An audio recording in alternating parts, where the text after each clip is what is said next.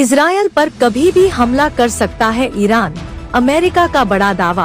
भारत ने जारी की एडवाइजरी, पढ़े 10 बड़ी बातें।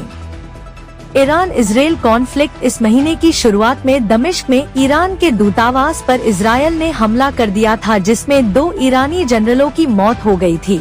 इस हमले के बाद ईरान ने जवाबी कार्रवाई की धमकी दी है, जिससे दोनों देशों के बीच तनाव बढ़ गया है। ईरान के हमले की तैयारी को लेकर अमेरिका ने चेतावनी दी है। आइए ईरान इजरायल तनाव के बारे में जानें। इजरायल और फलस्तीन में अभी जंग थमी भी नहीं है और एक नया युद्ध छिड़ने की कगार पर है। इस महीने की शुरुआत में दमिश्क में ईरान के दूतावास पर इजरायल ने हमला कर दिया था, जिसमें 2 ईरानी जनरलों की मौत हो गई थी।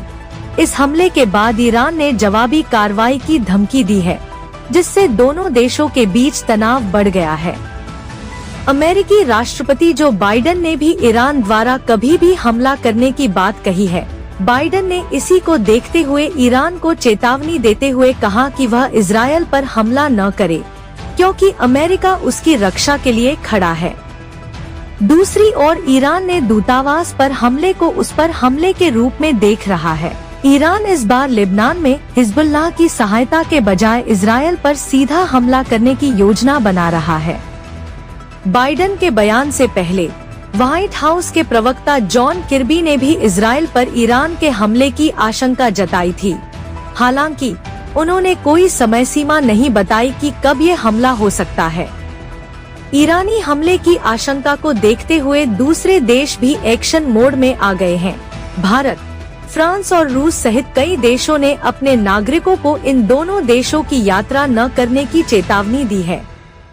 भारतीय विदेश मंत्रालय ने कहा कि सभी भारतीयों को सलाह दी जाती है कि वे अगली सूचना तक ईरान या इजरायल की यात्रा न करें। एडवाइजरी में कहा गया कि जो लोग अभी ईरान या इजरायल में रह रहे हैं, वो वहां के भारतीय दूतावासों से संपर्क करें और अपना पंजीकरण कराएं।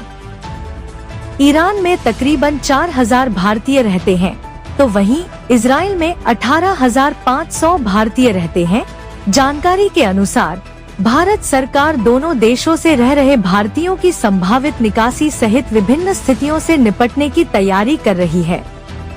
वहीं ईरानी सूत्रों और अमेरिका के राजनयिकों ने कहा कि तेहरान ने वाशिंगटन को संकेत दिया है कि वह तनाव बढ़ाने से बचना चाहता है और जल्दबाजी नहीं करेगा।